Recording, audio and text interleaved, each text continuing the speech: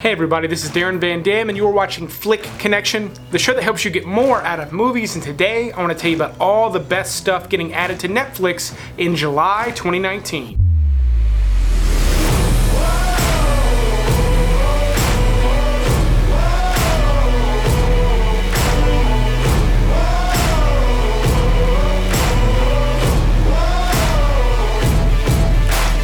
So the way this works is I'm first going to just rattle off all the stuff that I think is most relevant getting added on July 1st, and then we're going to go through and I'm going to tell you as the month proceeds what's coming out. Some of this is going to be stuff that I've seen and I'll tell you a little bit about it. Other stuff is going to be things that have not been released yet, and I'll just tell you what is known about it and whether or not you might want to keep your eye out for it. Hey everybody, we're all going to get laid! Starting on July 1st, Netflix is adding Caddyshack and Caddyshack 2.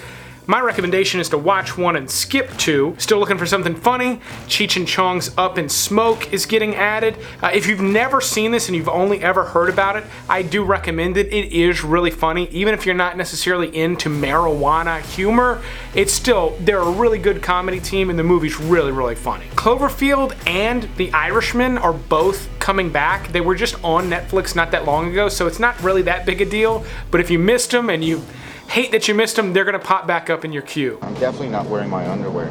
Rain Man and Roadhouse both get added on the 1st as well. Two 80s staples. Rain Man's a great movie. It's entertaining, it's fun. I don't particularly love it. I just don't love the subject matter and I've never been a huge Dustin Hoffman fan. It's just not my cup of tea. However, Roadhouse is such a gem. If you've never bothered to watch it, this is a fun movie. For some people, it's a guilty pleasure movie. It's way more badass than you would think it would be. So check it out. It's a Darren Van Dam recommendation of the month. If you've never seen Roadhouse, watch it. The Book of Eli with Denzel Washington and Gary Oldman is a really great post-apocalyptic movie, but it's actually a better Western. If you watch it kind of like a Western, it's really fantastic. It's got the old dusty town, it's got the bad guy running the town, it's got all the tropes of a Western, but you're in this apocalyptic landscape. Now there are no zombies, but in a lot of ways the zombie and post-apocalyptic genre is the current incarnation of the Western, and the Book of Eli kind of epitomizes that. The Brothers Grimm is a pretty good Terry Gilliam movie starring Matt Damon and Heath Ledger. It's one of the more accessible Terry Gilliam movies. I'm a fan of Gilliam's directorial work. This is one that I think the most people can watch. If you enjoy it, he has better movies that are a little bit more artsy, that are a little bit more niche audience, but if you like the Brothers Grimm and you've never seen the other Gilliam movies like Brazil, The Fisher King with Robin Williams and Jeff Bridges, I strongly recommend those movies, but The Brothers Grimm is a decent place to start. You probably get this a lot. This isn't the real Caesar's Palace, is it? What do you mean? Did Caesar live here?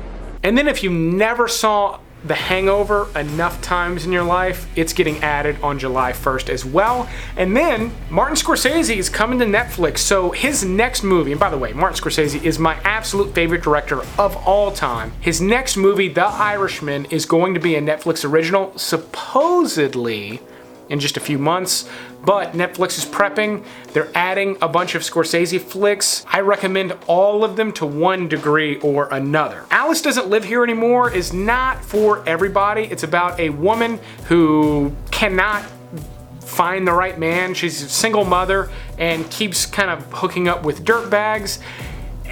Just not my cup of tea in terms of subject matter, but I'm such a fan of Scorsese. Harvey Keitel plays a really great bad guy in it, which is unusual for him.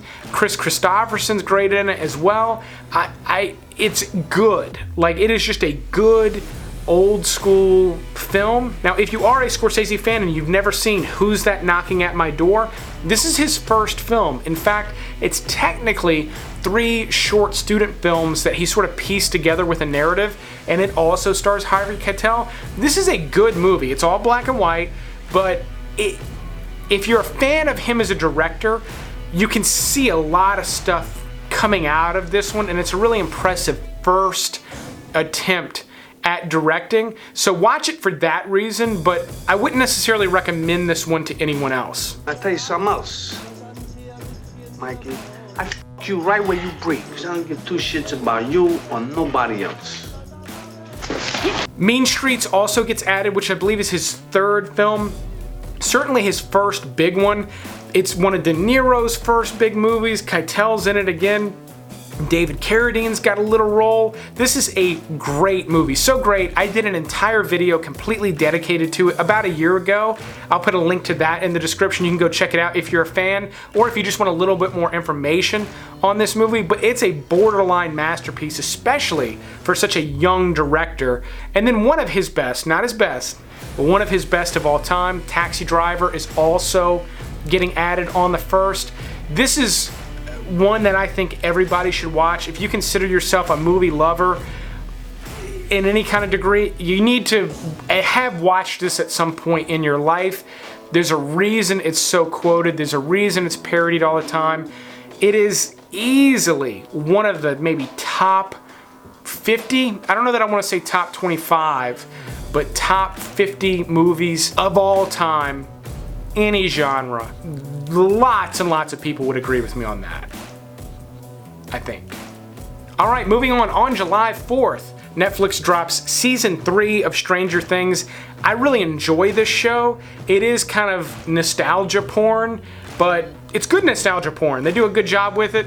I imagine this season's going to be just as enjoyable as the others. I don't know why it would be any better or worse, so I'm looking forward to watching that. Again, you can start binge watching that on July 4th. On July 9th, one of the few ones this month for the family, Mary Poppins Returns. I have not seen it, but I've heard it's pretty fantastic, especially as far as like, even though it's not a remake, it's technically a sequel. As far as like reboots go, I heard it's exceptional, and I've heard that from multiple sources that I trust.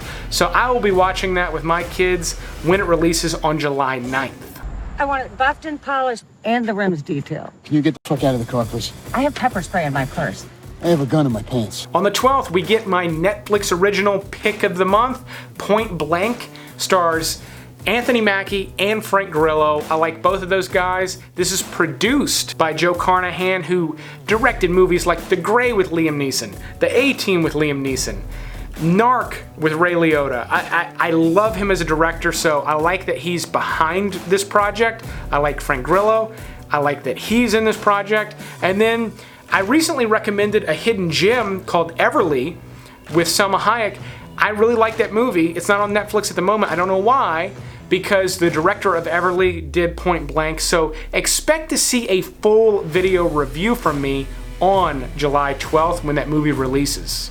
On July 16th, Frankenstein's Monster, Frankenstein gets added, and it's a stand-up comedy special. I don't know anything other than that, but it sounds kind of like the type of thing you might get free tickets to in Vegas and then not use them, yet the title had me interested enough to include it. On July 19th, we get more Comedians in Cars Getting Coffee. I like that show, but I feel like they're running out of comedians I care to watch in Cars Getting Coffee, so we'll see what happens with that, but there are new episodes coming out. On July 18th, Secret Obsession is another Netflix original movie. It doesn't sound very good. I know very little about it. It could be a surprise hit, but I would not expect it, and I would not expect to see a full review from me on that, but who knows? We could all be surprised, and I could be wrong for once. On the 22nd, Inglourious Basterds is back again. No big news there. It's been on there for a while. When it's not on Netflix, it's on something else. If you've never seen it, I don't know where you've been. You're probably not gonna watch it in July, but it's, you know, a fantastic movie, but I would imagine everybody that really cares about it has seen it. It is fortuitous because Tarantino's next movie comes out in July as well, so if you just have an itch to watch some Tarantino, there are a couple of Tarantino movies on Netflix right now, including The Hateful Eight, an extended cut of The Hateful Eight. July 26th brings Orange is the New Black Season 7. Never really got into that show, but I happen to know it's wildly popular, so I'm obligated to include it here. And then on the 29th, The Croods gets added, which is a movie about cavemen for kids, fun for the whole family. It's the only other family pick that I've got. And then on the 30th, Whitney Cummings Can I Touch It is the name of her next stand-up special. I have found her to be funny in the past, but then the month ends with a wet fart with a bunch of nothing getting added on the 31st. So a very, very strong month in July that just sort of fizzles out for some reason. Normally they like to end the months a little bit stronger than that. I suspect we're gonna have a really good August, which is why there's not a lot being added on the 31st as well. But if you like movie recommendations like this, definitely click that subscribe button. And be sure to click the little bell icon so you get notified when I put out new videos like that. And if you want to support the channel, you can become a Patreon supporter like one of these fine people. It is a great way to help make sure I continue making these, because YouTube is known to just demonetize videos, harmless little videos just like this one for no good reason whatsoever, but these people keep the channel alive, so thank them in the comments. But I will keep making videos like this as long as you keep watching them. Thanks for checking this one out, and you will see me on the next one.